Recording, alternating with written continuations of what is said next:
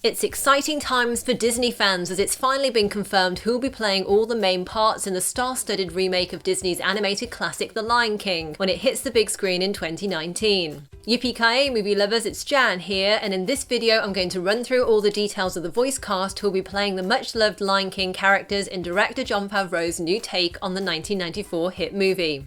Between his critically acclaimed TV show Atlanta, playing a young Lando Calrissian in the Han Solo movie, and starring as Simba in The Lion King, the Emmy award-winning Donald Glover is on fire right now, and frankly I just can't wait for him to be king in Disney's iconic musical. Speaking of music, in the animated movie Matthew Broderick only provided Simba's speaking voice, but didn't perform his songs. I'm sure Glover will make a tremendous new Simba, and he certainly won't have any trouble in the singing department either. On the subject of singing, none other than Beyoncé is going to be lending her voice to the adult Nala. Yes, after turning down the role of the feather duster Plumette in the live-action Beauty and the Beast film, the modern Queen of Pop is taking on a more suitable role as the Queen of the Pride Lands. Now, in the original animated movie, adult Nala and her mate Simba don't actually have that much to do when it comes to belting out songs, but since the remake has cast two talented singers in those roles, I think we'll see the range of songs expanded from the classics written by Elton John and Tim Rice for the original movie. After all, that's what they did in Bill Condon's recent version of Beauty and the Beast. And given Beyoncé and Glover's musical leanings, I wouldn't be surprised if they'll have something of a hand in that themselves. It's fantastic to see James Earl Jones, aka the voice of Darth Vader, returning to the role of Simba's father Mufasa after he first lent his vocal talents to the character in the animated movie. With Jones's incredible voice and powerful style, I can't think of anyone better to play the role. The man is a legend.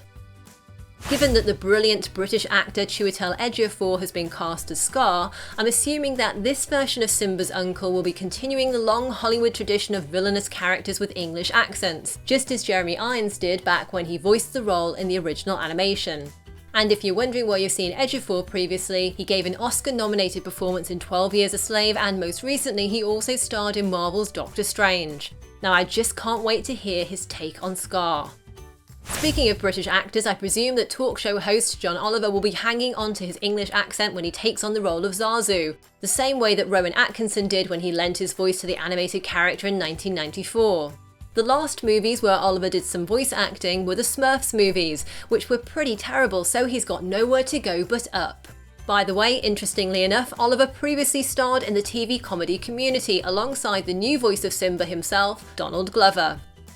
If you're wondering who'll be taking on the role of Mufasa's wife and Simba's mother, Sarabi, it's Alfre Woodard, who's given fantastic performances most recently as a corrupt councilwoman Mariah Dillard in Marvel's Luke Cage, and as a fearful Aunt Josephine in Netflix's A Series of Unfortunate Events.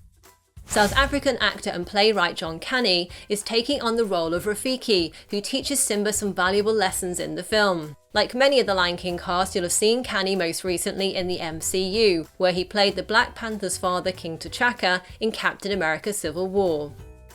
Given how comedic the characters Pumbaa and Timon are, Disney has wisely chosen to go with two comic actors for the new film. Star of Knocked Up, Seth Rogen, will be playing Warthog Pumbaa. But this certainly isn't Rogen's first voice acting gig, as he's already lent his vocal stylings to the Kung Fu Panda movies, as well as the more adult animation Sausage Party.